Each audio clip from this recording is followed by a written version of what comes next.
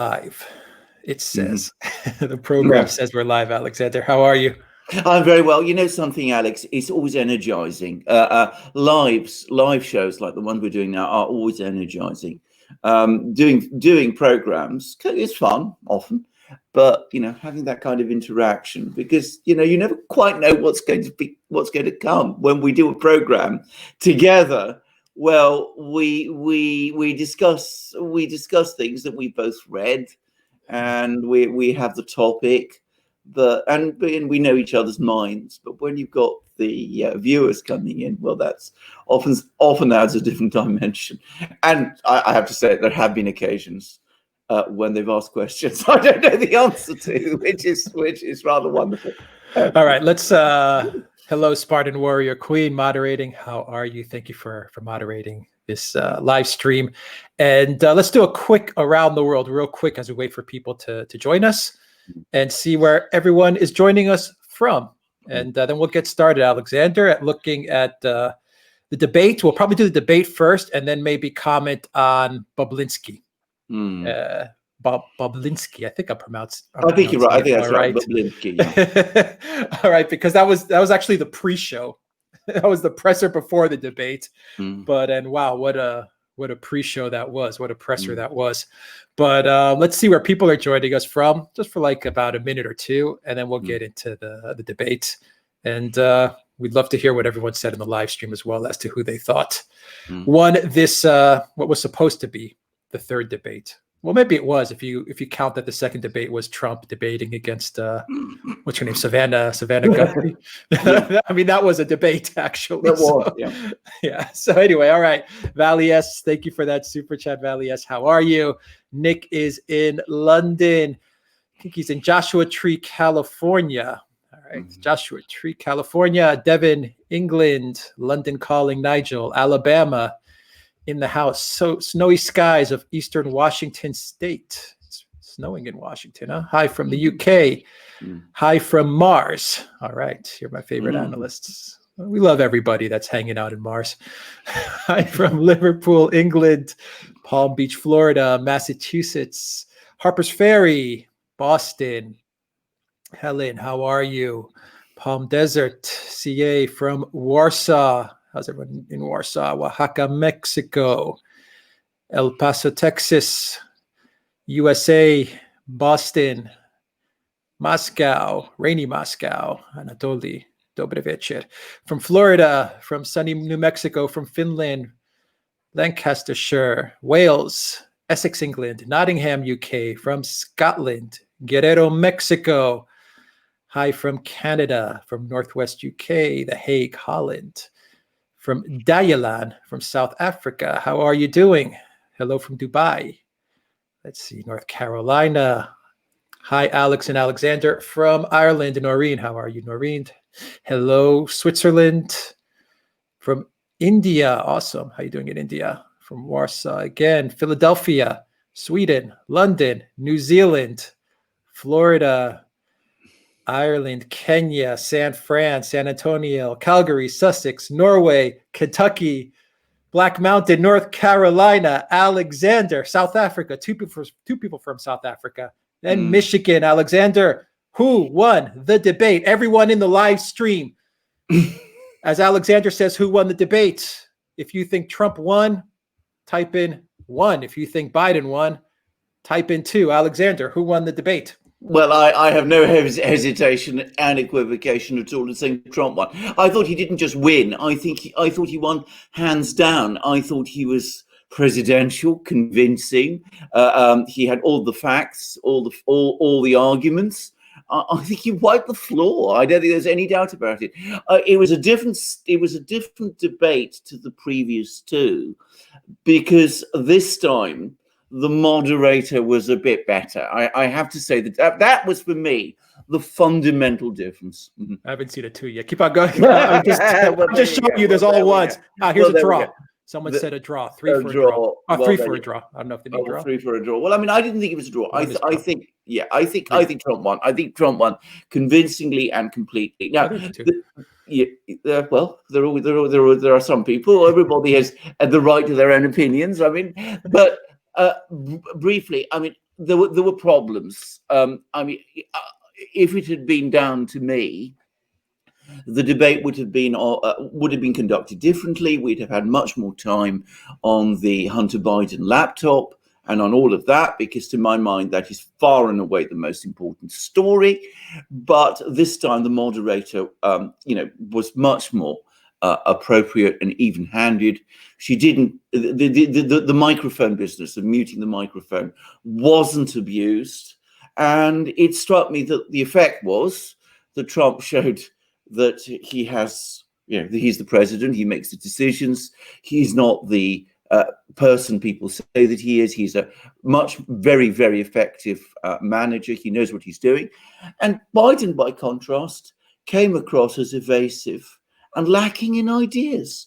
Now, this is a point which we've made before on other programs. It was very obvious to me at the time of the Democratic Party convention, this virtual convention, that they're running on empty. There is absolutely nothing there. He is a candidate who's running on empty. And I thought he, by the way, did look tired and unfocused at times. But over and beyond that, he really didn't have very much of any substance to say. And there were, again, the weird gaffes, like, that Hitler was our friend. I mean, when was he ever our friend? I mean, Franklin Roosevelt and Hitler were the best of buddies. I mean, this is in response to, Trump trying to do diplomacy with Kim Jong-un. Trump, who, by the way, has imposed the harshest sanctions of all on North Korea. But I mean, that was just gruesome. And I thought also, again, that it demonstrated that, on those things that Biden tries to criticize Trump on, like the handling of the pandemic, which has been his major talking point, it just as happened in the Pence-Harris debate, when the Biden-Harris team are subjected to criticism and attack on that, and people actually ask them for explanations, they tend to unravel. It turns out that they don't have any really better plan other than, of course, to lock everybody up seemingly forever, as far as I can see. But he didn't come across as very well, even on those points where one might have expected that he would be strongest. And on the laptop, I think he has come across terribly and evasively, but he was maneuvered into saying things which could very easily come to haunt him, because he made a comment that he never received money from another country. Well, what does that mean? And does that cover the businesses in that country, for example? But besides, we all know what was happening. The money went to Hunter, and Hunter sent on the money to Dad. That was the situation. But people will see that as another denial, and it was a denial that is untrue, and which more and more people are beginning to realize was untrue. I would have liked far more time devoted to discussion of the laptop, but when that laptop was discussed, Joe Biden's responses were completely unconvincing. So a solid win for Donald Trump. I think the early polling shows it. The only opinion poll I know of which says otherwise is one by CNN, which doesn't surprise me. But all the others show a solid win for Trump. I gather the focus groups basically say the same. And I don't think it was a draw. I think that we will see that this is actually an important week when the balance of events in the election has moved further in Trump's favor. And I think the remaining time between now and the election will show that. Yeah. People in the live stream, I forgot, maybe someone in the live stream remembers, was it Trump or Alexander? Maybe was it, sorry, not Trump. Was it Biden that opened the door up to the Hunter laptop questioning? I think it was Biden that brought up Giuliani. Yes. And then that opened the door for the whole Hunter thing, kind of opened up the floodgates. But I don't quite remember, but I think it was Biden that brought up Giuliani, and then Biden even realized it. He was kind of like, "Oh crap, I think I stepped in it." Yes, well, yeah. Well, which is, by the way, fairly like his whole pattern right through. I mean, he was not in control of much of what he was saying, and it was his handling of the Giuliani was, I mean, completely inappropriate, it seems to me. But his blaming on Russia again just opened him up for more attacks by Donald Trump. You know, Russia, Russia, Russia, as Trump basically said. And again, Biden had no real response to this. That was a great line. That was a great line. I thought it was an absolutely great line. I mean, I think it's perhaps a crushing one, because it's the only thing in the end that the Democrats have against Trump. I mean, it's the one they recycle constantly. I think people are completely bored by it. I mean, apart from, the true believers who fervently believe it, but they must be a diminishing number, however much that they are there. But I mean, it exposed again how the Democrats are running on empty, and how they resort to this in order to try. It came across as evasive again. They resort to it whenever they're in trouble. Yeah, I like how Trump is. He expresses himself, like his facial expressions, his hands, everything. He's really theatrical when he's replying to stuff. And when he was saying the Russia, Russia, Russia, I mean, he was just like, you could just see the expressions on his face were very genuine. Yes, very genuine expressions. Where Biden was, I mean, he was just like. There was just empty. There's just an emptiness there. Yes. There's no soul there. Yes. And let me get to some points that I wrote down. I thought the best part of the night, by the way, was when Biden said, "Where's this guy from?" And then Trump goes to the mic and goes, "Queens." That was classic Trump, man. I mean, that alone should give him the election. The guy is just real. I mean, he's just a real person. It's really, really nice. And he drove that point home.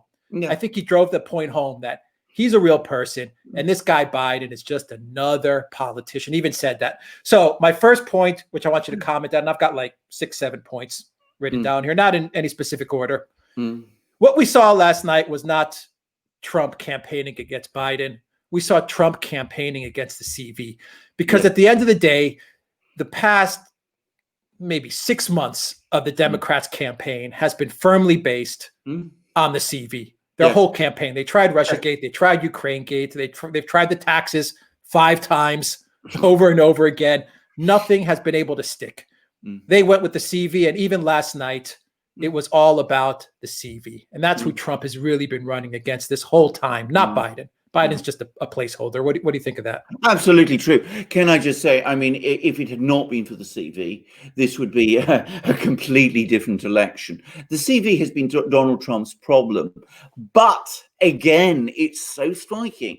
It comes back to what I said. When the Democrats actually debate it, they're not really very good at it. They're not really. They don't really have a great and convincing pitch to make to the American people about it. So yes, it was about that. It is about that. It is, in some ways, the thing that the Democrats are always bringing up, but they don't have a good story to tell on it, and that is their big problem. I mean, they can't really point the finger and say, if we had been in charge, it would have been different. It would have been better, because we would have done A, B, C, D, E, F, G, which you didn't do. They don't actually say that, because actually they're not able to say that, because they wouldn't have done any of those things. They don't really have a plan. They don't really have a plan for anything. I mean, the other thing where I thought they came off terribly in this debate, for example, was immigration. Again, it's a thing where, once more, when they're actually debating it, they don't really have an attractive or interesting or compelling or effective or persuasive message to give. They always come across as people who sloganize on these issues, but have no real policies behind them. Yeah, and I think when you come down to the CV debate, you really see that one candidate is about positivity and moving forward and moving past it, and the other candidate is just such doom and gloom. My God, I mean, you know, you listen to Biden, and it's just like it's so dark. He even said it. We're about to enter a dark winter, and you're just like, for God's sakes, man, you're gonna what the hell are you gonna be a leader of, man? I mean, it was awful. That was an awful line. I thought it was a terrible line, actually, and I have to say, and again, and I come back to something I said on another program. I mean, America, which has always been a country that's thrived on optimism, and what you offer the American people, doom and pessimism. I mean, I thought that was awful. It'd be awful in any country, but in America especially, particularly awful there. But, you know, coming back to what you said about Biden, you know, that he's empty of energy, empty of drive, empty of personality. Well, he was. I mean, I can't put it any other way. Absolutely, he was. And Trump is a personality. I mean, it's a very, very powerful and dynamic one. Of that, there's no question. A force of nature, as a commentator in Britain described him. Yeah. All right, staying with the CV real quick, a huge line, which I thought was a great line that Trump pounded Biden on, was he painted Biden as the lockdown guy. Yeah, I mean, I think one of the best lines, if not the best line, was something where he said, if we continue to lock down this nation, we won't have a nation. And then he also he schooled Biden on how business is run. When Biden was like, no, I would get plexiglass and put it in between the restaurant tables and all that stuff. And I thought Trump's response to that was absolutely golden. He's like, Joe, and he's calling him Joe throughout the whole time, you know, like he's talking to a guy across the table from him. He's like, Joe, you can't do that to businesses. That's not how businesses run. These plexiglass things are expensive. And then you're going to have people walk into the restaurant surrounded by all this glass and all this plastic. He's like, Joe, you can't do this to people. I thought that was really empathetic. Yes, it was. I mean, it shows an awareness also of realities.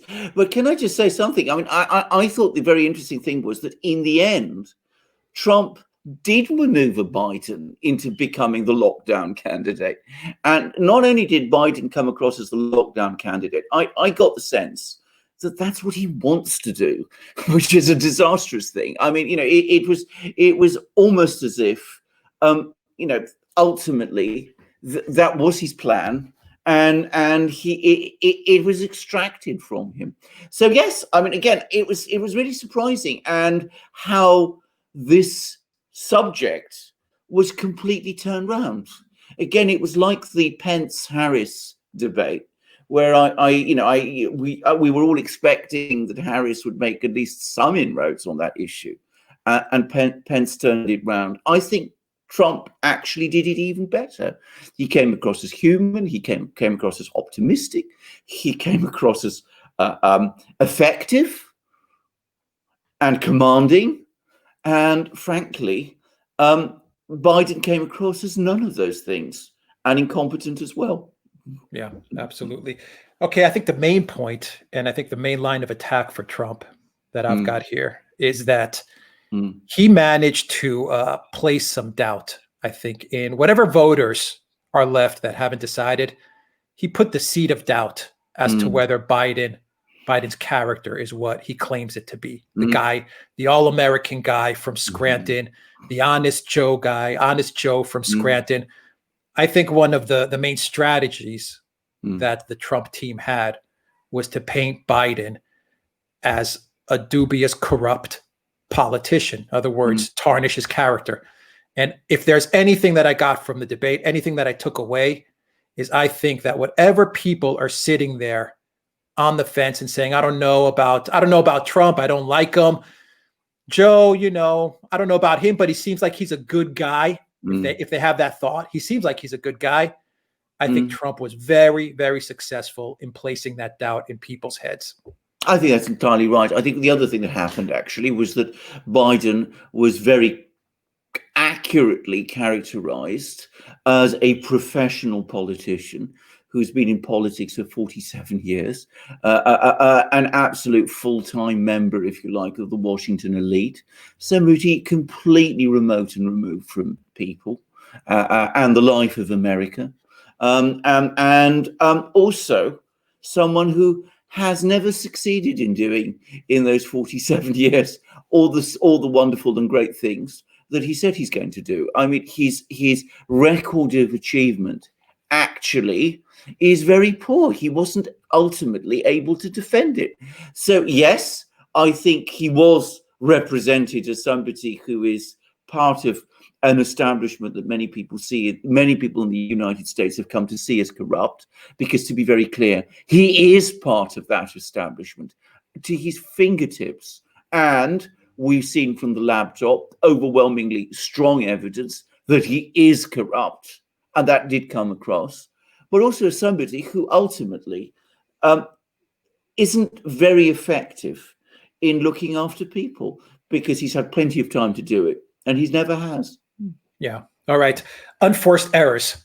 Now, I think it's really ironic that the debate commission started putting in these two new rules with the 2-minute time limits and the muting of the mic. And it actually worked in Trump's favor, because Biden actually had to get through 2 minutes of talking. He has a lot of problems getting through 2 minutes of talking. Yes. And as the debate went on, Trump started I don't want to say slow. He was very good from the beginning, but he was calm. As it started to go through, you can see Trump was getting more and more energy. Not that he was getting out of control. You can just see that his energy was ramping up. Biden started, I would say, even. And as the debate went on, you could see he was really getting tired. I mean, he was looking at he was actually looking at his watch, kind of saying, geez, when's this going to end? You know, I've got to get home and go to sleep, or either that, or the medicine that they've pumped me up with is about to wear off. So I don't know what was going through his head there. But the 3 unforced errors that I pointed out, one you mentioned, and that was the Hitler gaffe. That was a bizarre gaffe. The other one was the Abraham Lincoln gaffe. I don't know what your thoughts were on that. But the big one, which I think may have sunk Biden's entire campaign, was the energy and the fracking gaffe. When he said that he is going to pull out of all the energy stuff, I'm paraphrasing again. When Trump asked him point blank, are you going to get rid of energy and frack and all that stuff, whatever he asked him, and Biden said, yes. Even the moderator asked him, what do you mean by that? And I don't think she was asking him like a question, what do you mean? I think she was like doing a face palm going, oh my God, what did you just say? Yes. Because with that, Pennsylvania's gone, Texas, obviously, Ohio. I mean, so many states now may be off the table. I agree. I completely agree. Can I just say on the energy and on Biden's decline in energy, I'm going to be straightforward. I think he is running out of energy. I think he does get boosters to get through these things. I noticed, by the way, Giuliani says the same thing. That he has these. There are medications. I thought exactly the same happened during the town halls, by the way. The more time passes, the more Biden becomes unfocused, becomes visibly tired, starts to stumble and lose his way. And I think this did happen on this occasion to an increasing degree as the evening wore on, in exactly the way that you said. I think you're absolutely right. I think that was a disastrous gaffe. I think that probably across the entire Biden campaign, they would have been clutching their heads with horror. And you're quite right. I mean, Pennsylvania. Fracking, Pennsylvania there. Texas. I mean, goodness. I mean, a disastrous thing. And of course, the Trump people, who, unlike the Biden people, are actually out there on the ground. They will be in those states between now and the 3rd of November. They will be pushing this for all it's worth. Oh, yeah. They're going to have campaign ads with that line from Biden just running on a continuous loop. Absolutely. Absolutely. I mean, that was a huge mistake. That may have been the biggest mistake he made. Yeah. But it also, again, I think, emphasizes the extraordinary unwieldy nature of the Democratic Party's coalition, that they have to bring all these people together. But ultimately, when it comes down to it, Biden goes with those on the left rather than those of the center, because that's where he knows the real progressive energy within his party is. A more nimble politician, a politician more focused, more skilled, would have known how to handle that. Biden didn't have a clue. He was clueless how to do it. He just defaulted back into, as I said, the position that he thinks will appease the people on his left who don't like him. Yeah. All right. Danny is moderating. How you doing, Danny? And Danny set up our Discord server, so we'll put the link in the live stream as well. So make sure you guys go to our Discord server and join us there, where the chat continues 24 hours a day, 7 days a week on our Discord server. Alexander, we touched upon the Hunter laptop scandal. I really liked the way that Trump phrased it when he led into it. He said, Joe, he said, it's not about me, Joe. I think you need to explain to the American people what you've been up to. And he's like, maybe this is your chance to explain what you were doing. And that was it. I mean, well, exactly. Biden didn't have an answer. Well, he didn't have an answer because I'm going to say straightforwardly, there is no answer. This is one instance where Biden is in a very, very difficult position. I mean, we've discussed previously in our programs why, in my opinion, this scandal makes it impossible for Biden to remain a candidate. I mean, in any normal election, in any other election, I would have expected him to go by now. I mean, he should never have stood at all. But he has no answer. But inevitably, given that he has no answer, he's going to be exposed to attacks like that. Trump is going to say, well, here's your chance, set the record straight, tell us what, the real situation is.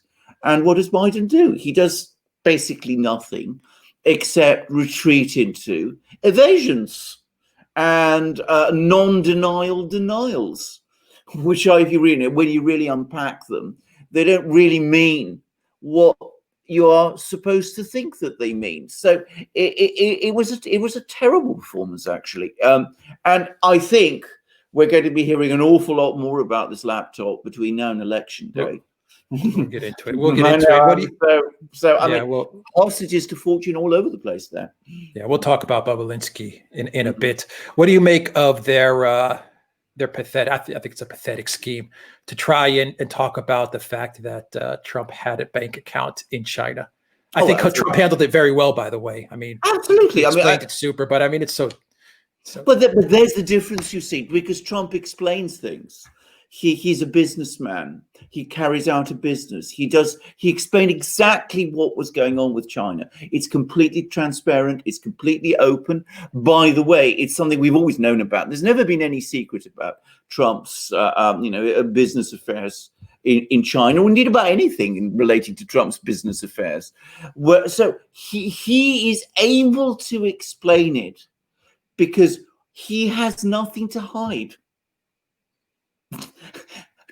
Biden is hiding, and that's the fundamental difference. So I think Trump, as you correctly said, handled it with skill.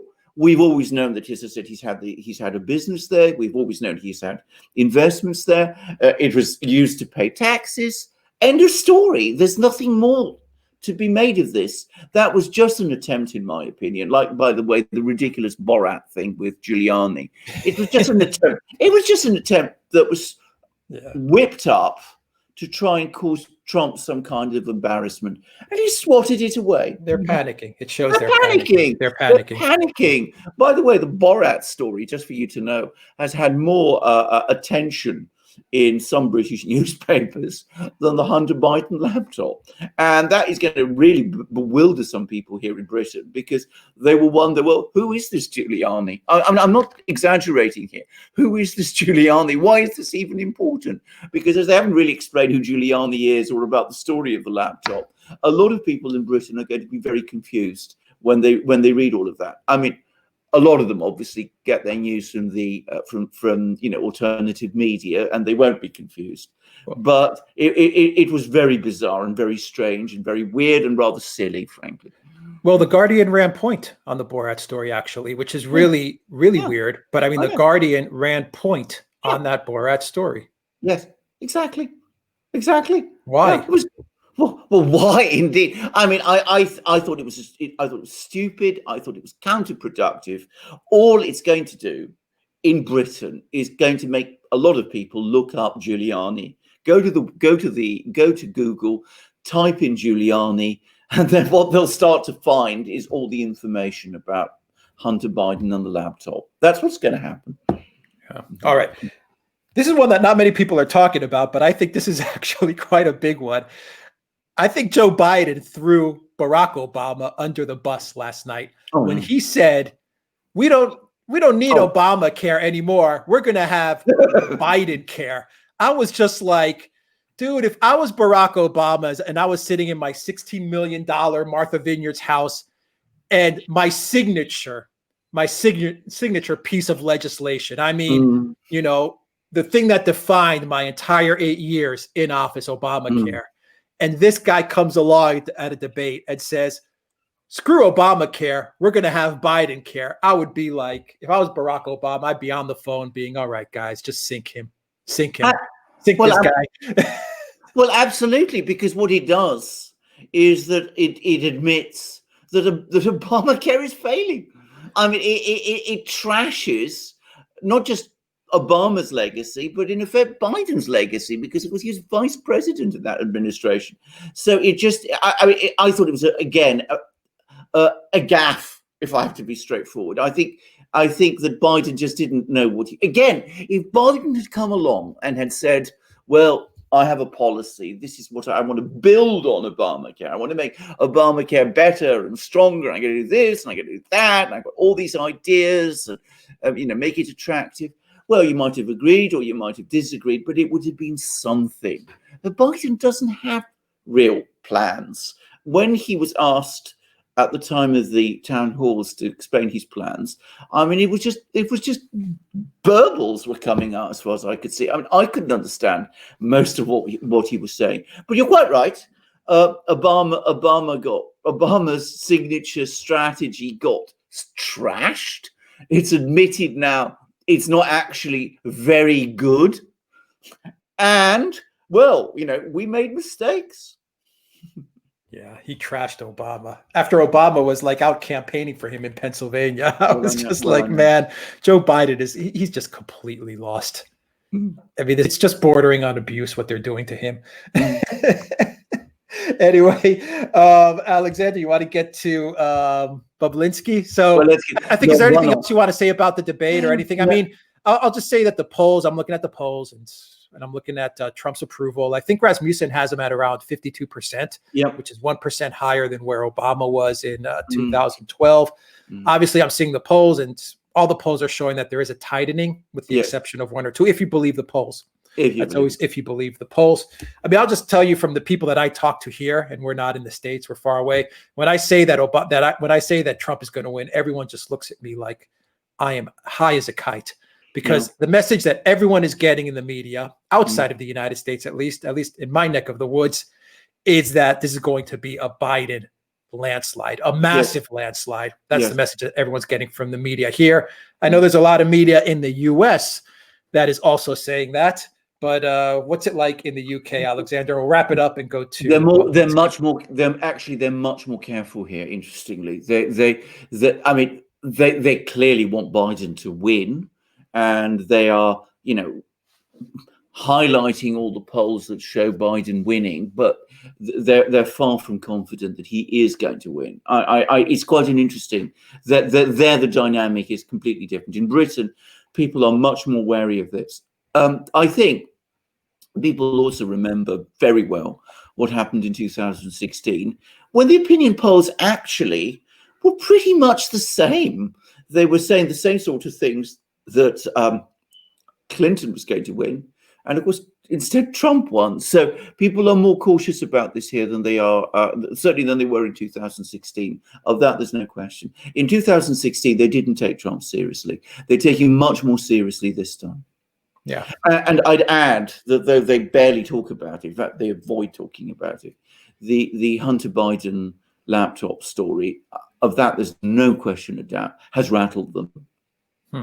Well, let's get into that then, because you had a pregame show from Bobulinski.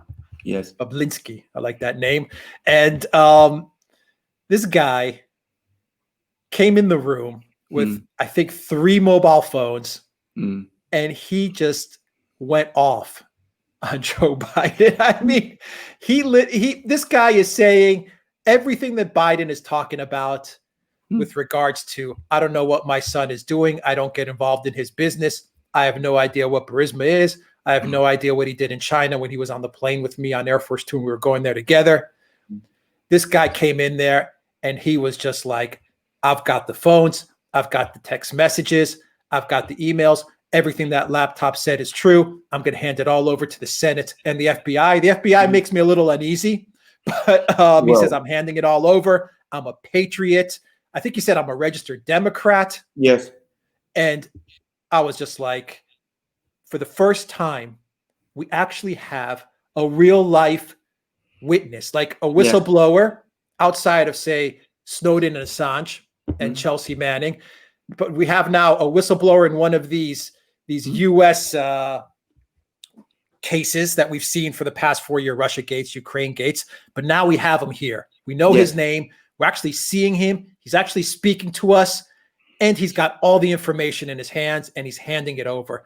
Very big difference from what we heard from the Democrats for the 4 years of all their hoaxes that they threw onto us, starting with Russia Gate and going all the way through to Ukraine Gate.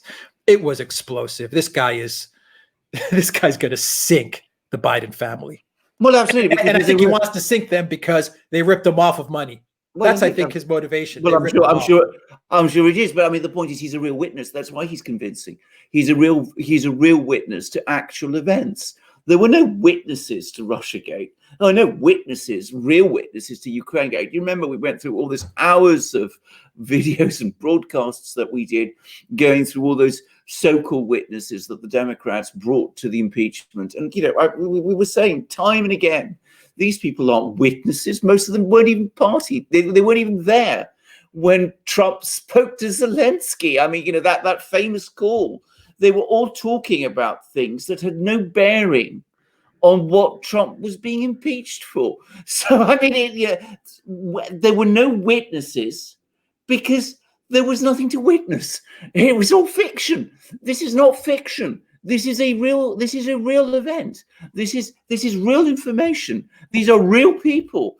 And Bobulinski is the first. There'll be others, I'm sure, in time. I mean, if things goes further, which I'm sure it will, but if it goes further, then I'm sure more witnesses will come forward. And I'm sure there's lots of people who have lost money through their association with the Bidens. I'm sure that Mr. Bobulinski, if that is part of his backstory, I'm sure he's not the only one. So we're going to see lots and lots of people like that coming forward.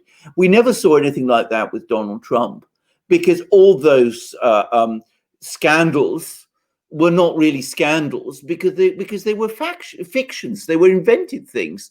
They were fantasies. This isn't a fantasy. This comes from Hunter Biden's own laptop. It comes from other information that has been pouring out steadily for years, if anybody wanted to follow up on it. And my goodness, we know that there's lots of witnesses in Ukraine. Some of them have wanted to come to the United States, and they've been prevented from doing so because the US authorities haven't granted them visas.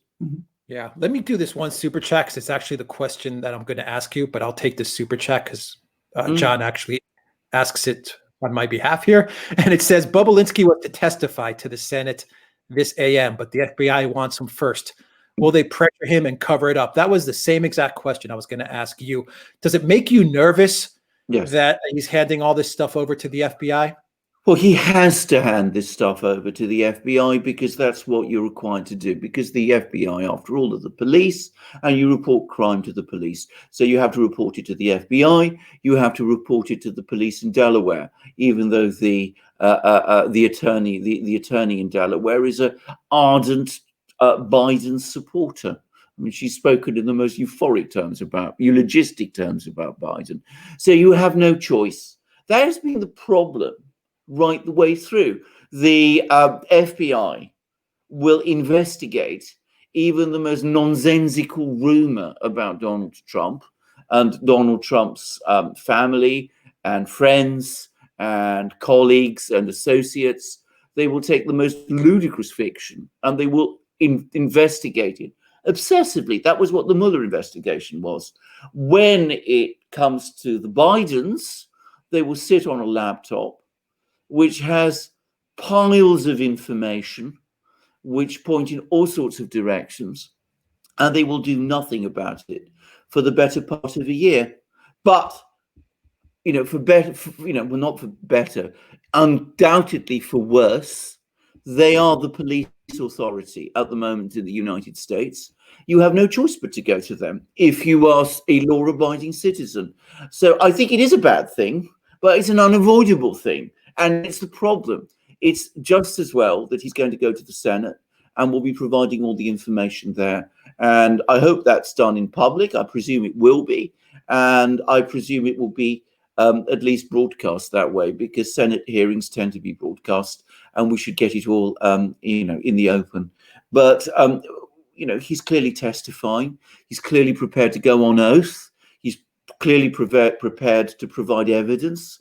And it could be decisive, and it could be the thing that ultimately breaks the whole, silence, the whole policy of silence. I'm going to use the word, the omerta. We all, I think, know what that means. The code of silence that has protected the Bidens up to now. Yeah, and another track to this story is that we now have the top echelon of the Democrats also implicated. Mm-hmm. We have messages saying that, you have to, kind of bring into this circle Kamala Harris, Schumer. I mean, they start naming some very powerful names in the Democrat Party. And I'm starting to think, when are all these people like Schumer going to say, you know what, someone's going to have to take the fall here, and it's going to have to be Hunter and you, Joe. I mean, it's getting close to them. That's my point. We're starting to see. Today, I saw a news report that this Chinese company, this now defunct Chinese company, actually was donating to the Clinton Foundation as well, something like $180,000 to the Clinton Foundation as well. So we're starting to see that this is getting out of the circle of the Biden family, and it's starting to touch upon the upper echelon of the Democrat Party. And when I look at things like this, there comes a point in time where these higher ups and all these people that are sitting at the boardroom table start to say, you know what, this is getting too close to me. And everyone's saying the same thing. And they say, we're going to have to cut Joe loose, or Hunter loose, or both of them loose. Absolutely. That's the nature of this. I mean, when he becomes a danger, when he becomes a risk to them, they will cut him loose, and they will say, well, he's obviously, he fooled us, as if such a thing were possible, and he's a bad apple, but we're all good, honest Americans. The reality is that the whole Democratic Party at its top has now become riddled with this sort of thing. And one of the reasons why they need to lose this election, by the way, Giuliani also made this point, is that the Democratic Party needs to be completely cleaned up. I mean, it needs to be cleaned up because it remains one of the two big parties in the United States. But at the moment, it is riddled with corruption. And frankly, I don't think Joe Biden is the worst. I'm sure he's not. No, they're starting to circle around Kerry. We've said it many times. Actually, we're probably the first channel that has pointed out how close Kerry is to all of this, because it was Kerry that was traveling with Joe to the Ukraine. It was Kerry that was Secretary of State. It was Kerry's stepson who was roommates with Devon Archer. It was those three guys, Archer, Hines, and Biden, that were partners in Rosemont Seneca. I believe they were all three of them were directors in Rosemont Seneca. You know what, Alexander? I was going through our videos, and I found a video we did last year where we actually talk about the press conference with Kerry and Christopher Hines, where Christopher Hines goes to the press and says, you know what? I'm out of Rosemont. I have no association with these guys, Archer and Biden. This was last year. And Kerry's like sitting in the background, kind of just watching on, that figure in the shadows. And we talked about what was going on there, and we called it. We said, you know what? Kerry and Hines, they know what's going on. They can feel that something's closing in on them, and they're removing themselves from Rosemont. They're removing themselves from any association with Archer and Hunter. They were onto it. But there's now a lot of stories coming out about Kerry as well and his connection with Hines and with Devon Archer. Alexander, this thing has 5 tracks that I've pointed out. 5 tracks. This is a slam dunk, isn't it? Here are the 5 tracks. The Senate report. That's actually the first thing that came out. The Senate report, which has all the wires. The laptop. You have a Kazakhstan charity, which has come out with all the documentation of Hunter's trips to Kazakhstan and the gifts that this oligarch, Rabitz Khan, I think I forgot his name, that he was sending to Biden's brother, his brother's wife, and Hunter, all the gifts he was sending him, and the deals. Coincidentally, he had a deal with Biden, and he invested, listen to this, guys, this Kazakh oligarch invested $1 million in John Kerry's daughter's film that she was producing. So he invested $1 million in that, and we have the emails as well, all from this charity in Kazakhstan. It's like Tom Finton, I guess is the best analogy, like something like Judicial Watch, like one of those kind of charities, nonprofits. You have the track of Cooney, this guy Cooney, who's now speaking with Peter Schweitzer, and he was working with Devon Archer. And now you have the track of Bobulinski. Yeah. And it's a slam dunk, isn't it? Absolutely. I mean, the evidence is becoming overwhelming. I mean, there's a tidal wave of it. And there'll be much more, 5 tracks. There'll be many more tracks coming. I mean, we haven't heard from lots and lots of people. And of course, a slam dunk is exactly what it is. If they blow this, I don't we know. have Hunter Biden's own words. We have his emails. Those emails implicate him. They implicate his father too. One can't really argue around that. I mean, bear in mind that there's been no denial of the authenticity of those emails. I mean, if we didn't have those emails, it would be just about possible to say that the case is circumstantial. It would still be very strong. Circumstantial cases can be extremely strong. But we actually have emails which have their own words. And now we have direct witnesses too. So when evidence starts to come together with every part of that evidence corroborating the other part, you have a case. All right, we'll get to super chats, Alexander, but I want to, direct another question to you and to everyone in the live stream. And I've thought about this, and I've seen some articles written about this actually as well. Hunter Biden was, he's definitely a tragic figure, and he's definitely had a troubled life. And I guess my question to you and to everyone in the live stream is, was all of this a cry for help in a way? In other words, okay, obviously there's the drugs and the intoxication, all that stuff, but the laptops and taking them to the computer shop and just kind of leaving them. I mean, is this kind of like a son going to his father and, kind of saying, you know what, you screwed up my life. You weren't something along these lines. You weren't there for me. So I just don't care anymore. These laptops are going there. I just don't care whatever happens to you or to us. What makes me something along those lines? Yeah, what makes me a bit careful about saying that is that, I mean, we have all that business about the underage obsession. And we mustn't lose sight of the fact that, there are apparently other people who are perhaps better spoken of as victims than Hunter Biden is. So, I mean, tragic perhaps, but we must be careful not to talk about him as a victim yet, because, we need to use words carefully, and we need to use them accurately. But I'm not calling him a victim. I'm not calling him a victim. What I'm saying is that I understand. This is someone that's. I mean, his whole life has been defined by his father's position. I was. You can sense that in him, that everything's dependent on his father's name.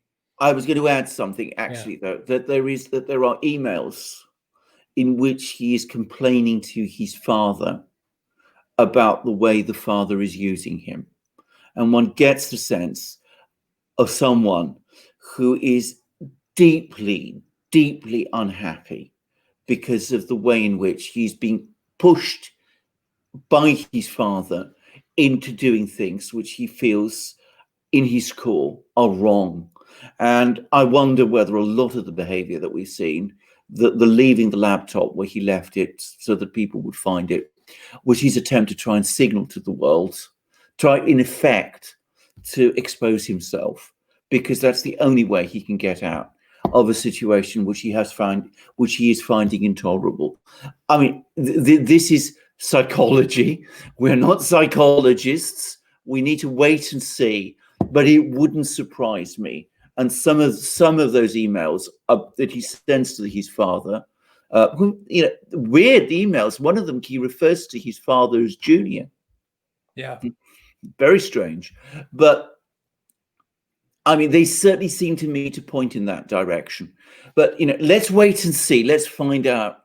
I think we will definitely find that Joe Biden was fully informed about everything that Hunter was doing, and if this was a relationship, a close partnership between them, there is no doubt that it was Joe who was the dominant one and the powerful one. All right, let's get to a super chat here on this topic right here. Sparky says, not a cry for help, just a typical outcome of going into business with a dope friend. Some people will pity him. People got upset with me when I asked that question, by the way. Yeah, I think I would just explain very quickly. We're both Greeks. Tragedy in Greek, tragic is not the same as victim. You can be a tragic figure, but you can also be a monster at the same time. It doesn't follow that we're not asking you to be sorry for Hunter Biden. And I think that's something we need to make very clear. All right, let's get to some super chats. Yes, $20 super chat. Thank you very much. From Toilet Sauce. Again, it's great of you to cover the debate because I can't bring myself to watch it. Thank you very much for that. From I should just say something, which is, of course, it's very late into the night for both of us to watch this debate. So we put ourselves through quite an ordeal. I didn't find it was such a difficult one this time, though. Actually, no, it was good. From Fanny Tess Barley, first person to mention Adolf loses the argument. Absolutely. That's an iron rule in debate. And that's exactly right. In Britain, we love debates. We have lots of debating societies. They're debating the debates in schools and colleges and universities and law societies and things of that kind. And it's the thing that's always hammered into you. Never, ever mention Adolf. If you try and bring up Adolf, you've lost your entire argument and your whole debate. And that's absolutely right. All right. Let me get to I lost it. Super chats. By the way, just quickly to add, a crazy comment anyway. I mean, so historically untrue. I mean, what was he even thinking? I mean, does he think? I do sometimes wonder, actually. What does he think? Oh, that was such a crazy comment. From Toilet Sauce, what would happen if Biden dropped out immediately before Election Day? Would Harris become the nominee, or would someone else take his place? And what about people who have already cast their vote in mail-in ballots? I've had a discussion about this with Tom Longo, and Tom has told me that if Biden drops out, you cannot change the ticket. So the ticket remains Biden-Harris right up to the moment of the election. It's very bizarre, but there is no time to change that now, which is quite extraordinary. That's what Tom Longo has told me. So unless I've misunderstood this. So you'd have a bizarre situation. But can I just say something? Because Tom actually went into this in some detail. He said that what would then happen is that you'd have the election, but the election is the real election is the Electoral College. And what you could then do is you could say, when the Electoral College meets, you could say to all those people who are Democrat delegates who are there to vote for Biden, well, you can switch your vote to someone else, either to Kamala Harris or Hillary Clinton. Why Hillary not? Clinton. Yeah. From Life of Brian, $4.99 super chat. Integrity is what you do when no one is looking. From Jeff Tubin. Absolutely true. That's entirely right. That is absolute. I'd never come across that. Is that the Jeff expression. Toobin Yeah, that was caught in the Zoom call? quite possibly. I Life mean, of I don't. Brian? Probably, but it is a fact. Integrity is something you do. Is obviously something that you know. If people should, a person who has integrity doesn't do it for effect. They're doing it in private. They're doing it all the time because that's the kind of person they are. A person who pretends to have integrity doesn't have it. Okay, from Glenn. I love you guys. Have a fantastic weekend. Thank you, Glenn.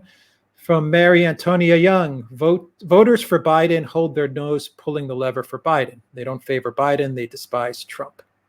I think that's true. I think that's true of an awful lot of voters, but I'm sure that there are many others. There are many amongst them who, will not want to vote for a person as their president who is the kind of person that Joe Biden is. That's my own view. I mean, it will make a difference. Certainly make a difference amongst independents. All right, from the Donut King, $6.66. I love the show and outside view of U.S. politics. Keep up the good work. Thank you very much, Donut King. From Javier Alvarez. 1 sec, guys. Let me find it. Thanks for your work. $5 super chat. Thank you, Javier. From John Quinn. This one we read. It's the Bobulinski one. From Sparky. The establishment underestimated the amount of election fraud needed for an HRC victory in 2016. In 2020, election fraud will be turned up to 11. Well, I think we've seen all the attempts to do that on an extraordinary scale. Whether it's enough, we will see. But already enough has happened to make people very uneasy about this election. I am very uneasy about this election. We shall see. I'm starting to not be uneasy about this election. I don't know why. I have to say the same. I feel the drift of events is moving against the Democrats and those who want to fix the election. Elections are unpredictable. The United States is a country with a tremendous democratic tradition, and I think ultimately it's impossible to control it in this way, in the way that some people are doing it. And Donald Trump is impossible to control. Period. I'll go back to what I said earlier. I think the Democrat powers that be, they have two options. Biden either has to win, and then all this Hunter laptop stuff, I think all this stuff will go away. Everything will go away. Or they have to get rid of Biden. They have to throw him under the bus. Yes. And say, you know what? Yes, Biden did it. His son did it. They were taking money. Throw him away. Lock him up. Lock him up. In other words, in order to take the heat away from them, because I've actually seen this in Greece with PASOK, the government. And I remember when they were involved in a huge scandal, they gave up one of their own in order to take the pressure away from them. And that guy actually went to prison. He was like 70, 75 years old, and he went to prison. I think he just got out. People in Greece don't know who I'm talking about. Yeah. But the party eventually broke up, eventually went down the tubes. But when the scandal was getting too close to them and the heat was getting too close, they made a decision and said, you know what? We're going to throw this guy under the bus. And this guy was a big-time minister, a big-time politician. So they may end up doing it if they feel that Biden's slipping. I don't know. What do you think? I think it's entirely possible. I wouldn't be at all surprised if, as I said, if the thing is starting to unravel, they pull the plug on Biden and do what Tom Longo says. Biden isn't standing anymore. The ticket still has his name on it, but you tell everybody, vote Biden-Harris, because we'll make sure that your vote goes to Hillary instead. Yeah. Or if not Hillary, well, whomever, Buttigieg, Hillary or Kamala. Kamala or something like that. Exactly. Yeah. All right. From Pissed Feckmeister, $5 super chat. Pressure Chris Hines and he flips faster than a gymnast. Well, possibly. Like we said, we have that video. I'll find that video. Maybe I'll put it in the description box that we did with Kerry and Heinz. Yeah. That press conference they gave, which was really interesting. From Mary Antonia Young, Pennsylvania and Wisconsin don't start counting mail-in ballots until election day. Total 30 electoral votes. Comments on this delay? Well, I'm going to make a simple observation. I speak as someone who's followed elections in many countries. The longer it takes for ballots to be counted in an election, the more time is spent on that, the more reason you have to think that things are being manipulated. It's an iron rule. If a result is announced quickly, it's normally a sign that things are going well and that the election process is going well. If it takes a very, very long time to happen, it's a very, very bad sign about how the election is being conducted. Yeah. I mean, there was the, Roberts, that Roberts flipped and he voted with the Liberals for Pennsylvania. Absolutely. Which once again underscores how important Amy Coney Barrett was to get on there confirmed. Yes, and it looks as if that's going to happen. By the way, I mean, she swept all before her in the Senate Judiciary Committee, and the Democrats, I noticed, didn't even stay to vote against her. So I mean, it looks as if she's going to be confirmed on the Senate floor very quickly, and will be in for when the election is announced. She's sharp as can be. Oh, absolutely. Yeah. From Sparky, FBI helps slow roll story and may even tamper with evidence. Chris Rye is anti-Trump, hiding in plain sight. Just listen to his confirmation hearing. Absolutely. This has been Chris Wray has been one of the most disastrous appointments that Donald Trump has made. He was pushed, I think, into appointing Chris Wray in the aftermath of the Comey sacking, and he was, I think, incredibly badly advised to pick someone like that. Wray has worked against Trump right from the moment that he was appointed, like Dan Coates did, like Gina Haspel still is doing. Yeah, Gina Haspel's still there, exactly. Yeah. From Sparky, not a cry for help, just the typical outcome of going into business with a dope friend. Some people will pity him. Well, yeah. Well, I have to say, I mean, I will wait and see. I mean, we are only getting bits and bobs of evidence, and trying to work out exactly what the relationship between Hunter and Joe is. We don't yet fully know. But I did read that email, and it was very, very interesting. Yeah, well, we've got glimpses of that relationship. We have. There's no doubt that Joe was. I mean, the father was using the son. Joe is the the son definitely benefited. Absolutely. God, the guy made millions and millions. Joe is the dominant person within this relationship. Be in no doubt about that. That is absolutely the case. Hunter is not. Hunter is absolutely the junior partner.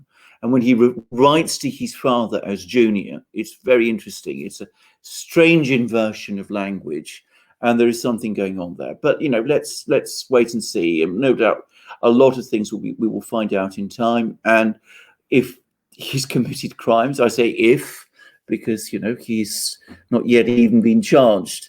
But we will learn an awful lot more, and we will learn exactly what the dynamics are. But if he's committed crimes, he should be punished for them. Yeah, Joe went. Hunter. Absolutely. Joe and Hunter. Absolutely. Joe and Hunter. Absolutely. I mean, when I say punished, I mean, if these things are true, and I personally have no doubt, then I mean, prison. Yeah, and people aren't even bringing up Joe Biden's brother. I think he has two brothers because Trump actually brought it up at the debate. Absolutely. Trump brought up Joe's brothers at the debate. Yes. It's a firm. It's a family firm. Yeah. I thought that was interesting for Trump. It was. Well, I'm sure he knows an awful lot more than we do. Don't forget, Giuliani has seen all the things on that laptop. Well, not all of them, but seen a lot of them. And Giuliani is Trump's lawyer. So, I mean, I'm sure he's sharing information with Trump. Things we don't yet know. Yeah. I agree with that. Things we don't yet know. From Anatoly, 379 rubles. Do you think the Democrats regret not going with Bernie? Interesting question. Very interesting question.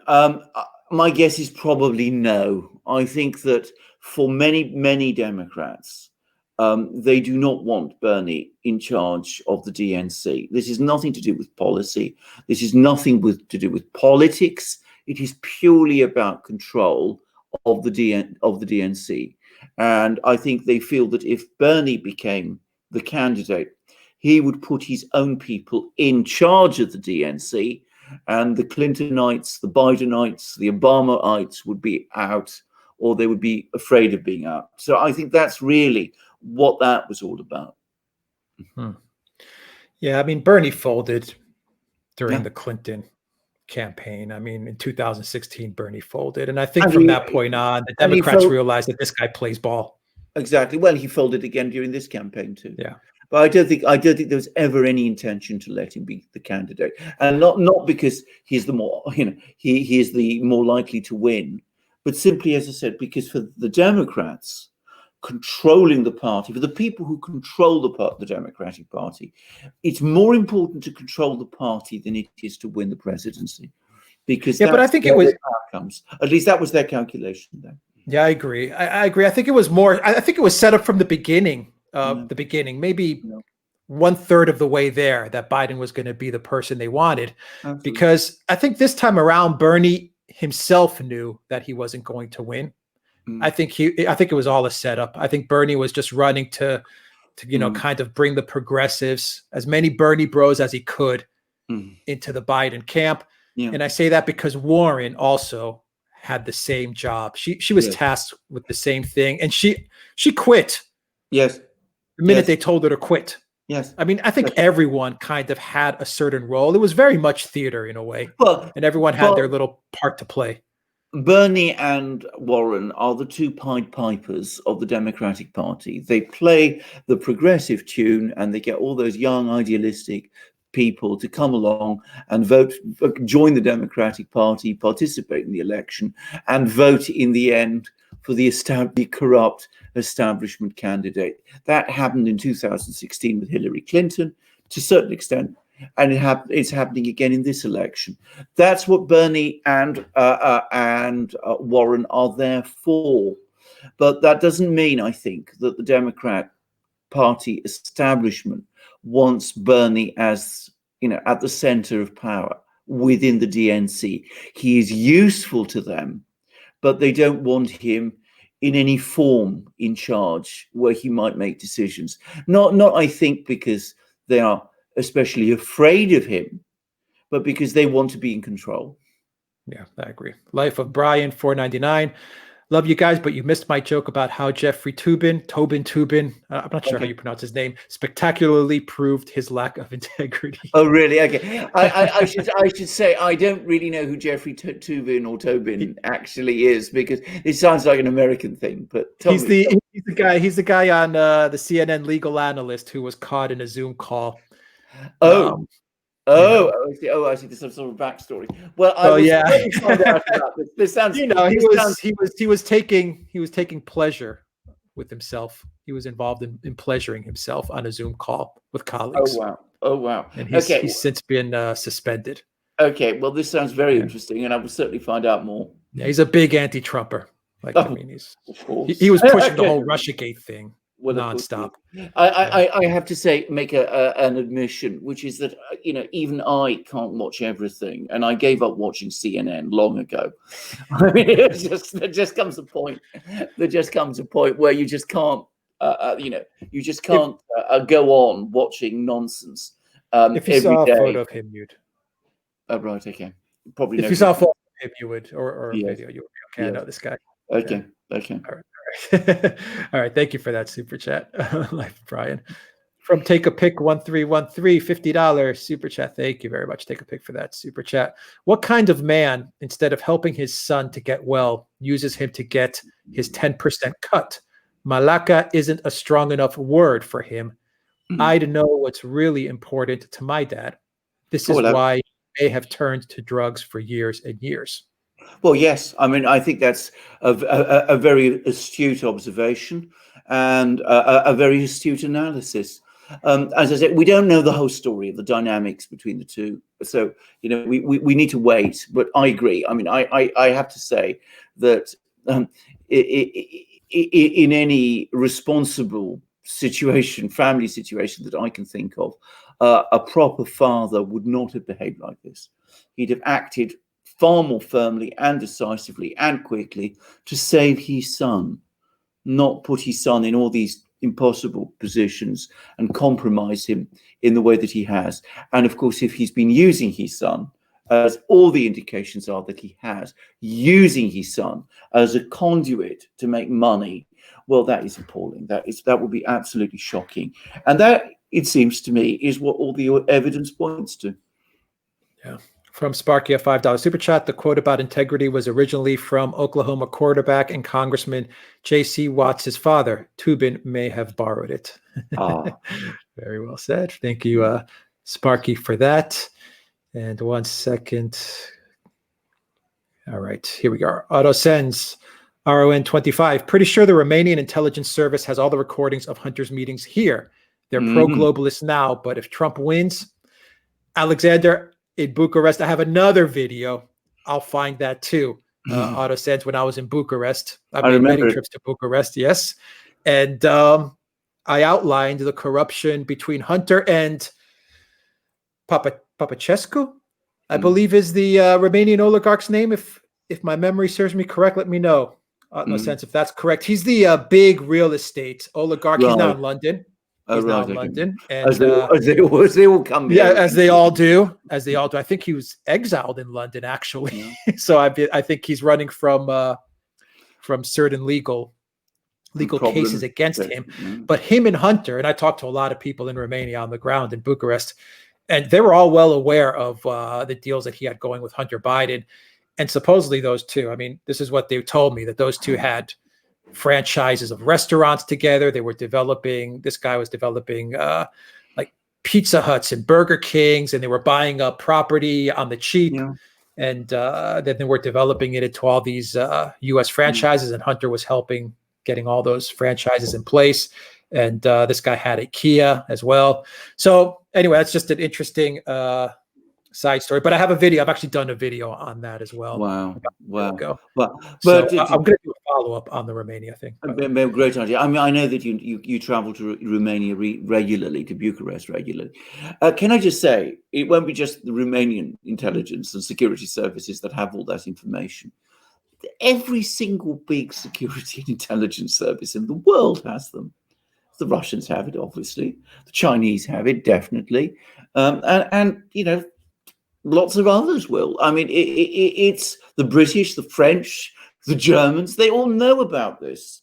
But of course, it's those countries that are, adversaries of the United States that people in the US need to think about. I mean, they will, we've discussed this in our programs. The Russians will know everything that Hunter Biden was getting up to in Ukraine, because they have Ukraine completely sewn up from an intelligence point of view. They, a hat doesn't drop there without Moscow knowing about it. And in China, well, of course, the Chinese, I mean, if you've been to China, as I have, the degree of monitoring and surveillance that goes on there is extraordinary. Again, nothing can happen in China which the Chinese authorities don't know. Yeah. All right, from Anatoly, 379 rubles. Trump won, but New York is a ghost town, as are many others. Globalists are ready to buy it all cheap. Has the U.S. fallen to them regardless? No, I think that it's not yet fallen, but it's it's under siege. Let's put it like that. Under very close siege. And Trump mentioned New York as well. Yeah. You mentioned New York as well. Yes. Russell Hall, $5. Did either of you watch a 2015 documentary called Fraction Magic by Beverly Harris about the capacity for U.S. voting machines to fractionalize votes? I didn't, and I haven't, but it sounds interesting. Definitely, maybe.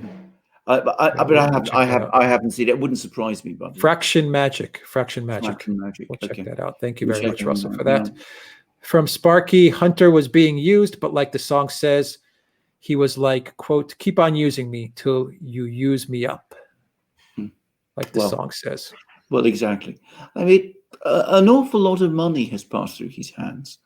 I mean, when I say an awful lot, I mean, if the numbers that we're hearing are true, we're talking about hundreds and perhaps hundreds of millions of dollars, perhaps billions of dollars. Astonishing sums of money. It's incredible. From Sparky, establishment Dems don't trust Bernie at all. I think that's true. I don't think he's actually any kind of danger to them. But, you know, the thing is, if you've got lots of secrets, if you've been involved in all kinds of things, then you don't trust anybody who isn't part of your own outfit. That's the nature of this kind of thing. I mean, that's how all corrupt outfits become. They are extremely suspicious of any outsiders finding out what they've been, well, becoming in any way close to what they're doing. Yeah, I agree with that. Andrew Hartland says, Trump said he thinks they will win the House. Do you think this is likely? I don't know. This is something which I think our American viewers are perhaps better at judging. It's very difficult. I mean, it's hard enough to follow the presidential election, but you know, the House of Representatives election is very difficult. Anything can happen. I mean, the House is always hard. Historically, it's hard for the Republicans to win it, but anything can happen. I mean, the big concern for me is the Senate, because from what I understand, you have, and I hope I get this right, you have 23 or 28 Republican seats that are up for grabs, and you only have 13 or 12 Democrat seats. So, you know, the Republicans are going to have to defend a lot more. Absolutely. So that's what worries me is the Senate. Yes. I agree. Thank you. Yeah, I think it's more important at this time, because the House of Representatives is it's incredibly important, but it is the Senate where the administration is made. If the Democrats get control of the Senate, how does Trump appoint his people to the executive branch? How does he appoint a Secretary of State, an Attorney General? Ahead of the, I think the FBI director has to be confirmed, for example. I mean, that's where the problems really begin. Yeah, absolutely. From Red Sea Socialist, $20 super chat. Zero sympathy for Hunter. I have sympathy for the millions of lives ruined because of the crime bill and the drug laws from the 80s and 90s. If they rig it for Joe, he can free 100,000 plus nonviolent prisoners. First thing to start making it up. The crime bill was brought up by Trump yesterday as well. Yeah, absolutely. Of course he was. And again, Joe had no real response to it. I mean, he when he's challenged, he founders. And by the way, I completely understand that comment, which we've just heard. Yeah, that's the only piece of legislation he's ever actually gotten through, and it's probably the worst piece of legislation you can possibly think of. Well, it was absolute blunderbuss legislation that was rushed through in order to try and help Bill Clinton, basically, as far as I can remember. Yeah. From Mary Antonia Young, $5 super chat. Comments on Trump's presser announcing Sudan's peace treaty with Israel. Trump walks and chews gum simultaneously. Well, not many people are talking about Sudan. No, absolutely. I mean, he's, whatever your view about the Middle East, he is achieving quite remarkable things. I mean, the diplomatic situation has been transformed there. I mean, we've now got the Gulf states recognizing Israel, and we've now got Sudan recognizing Israel. 5 years ago, that would have seemed impossible. Yeah. It's happened. It's a big story, and not many people reported on it. Very big story. Yeah. What did you make of the Iran Gate thing, real quick? Radcliffe announcing Iran meddling. I mean, Russia, okay, we're used to it now, but I mean, I don't, to be completely honest, I wish we got less of this business about outside powers meddling. It didn't make a great deal of sense to me, in all honesty. Whatever the Iranians are doing, they are doing on a minor scale, and if they're doing it, they're incredibly stupid to do it. This is my own view. I can completely understand that the Iranians do not want Donald Trump winning the election, but if they're really going to try and interfere to prevent it, well, I mean, frankly, they're fools. Yeah, but can they? I mean, they can't really do anything either. I mean, spam emails or something like that. Spam emails is not going to change anything, frankly. Not anything, no. Yeah. No sense, 25 RON. Papavichu, yes, self-exiled. He has had a multi-million-dollar Manhattan top-notch apartment in New York as well. Papavichu. Oh, well, there you go. Thank you very much. Thank you very much. I'm going to do a follow-up on that. We should do a video on that because it's an interesting story. Giuliani mentioned Romania as well. I remember it. He was on Fox and Friends, I think, and he says, just wait till you hear what they were up to in Romania. Yeah, country I'd love to go. Expanded on it. Exactly, country I very much want to go to. By the way, I've never been to Romania, and Bucharest sounds an extraordinary city, beautiful city. I understand. Yeah, very nice, very beautiful city. From Sparky, Hunter was a dope fiend, not a dope friend. Well, yeah. Well, I haven't seen these photos. Well, I've actually seen. I think I've seen two of these photos. One of them, he seems to be in a bath or something like that. I mean, anyway, he looks terrible. Yeah, the photos are terrible. Terrible. But I have to say, I saw him giving an interview. This is about, I think it was about a year ago that we covered it, and I have to say, when I saw him giving answers, he looked to me completely spaced out. Yeah. Well, he's not. I was going to say he's not getting the same medicine as Joe. That's for sure. Because Joe, he made it through the debate last night. I'll give him one thing. I'll give him one thing. He made it through. Yeah, he did. He was fading out. He was fading out after, I would say 45 minutes into it. Yes. But he made it. He kept going. I agree. Yes. That's two debates that he made it. I mean. Yes. What can you say?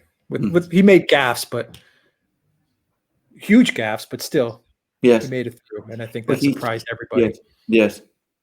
Yeah. And we'll wrap it up. We have from Valley S, a $5 super chat. I'm missing Peter and his cute fur babies. Is he all right? Yeah, he is absolutely all right. All right. Alexander, is there anything else that you want to talk about? I think that the momentum in this election is now, I mean, even the opinion polls, which I don't trust, are now clearly showing that the opinion poll, the momentum is now with Trump. We will see even the opinion polls admitting that the election is tightening. But I think what has happened over this last week is going to be decisive, and we need to watch very carefully what's going to happen over the next week, because I predict there'll be all kinds of more revelations.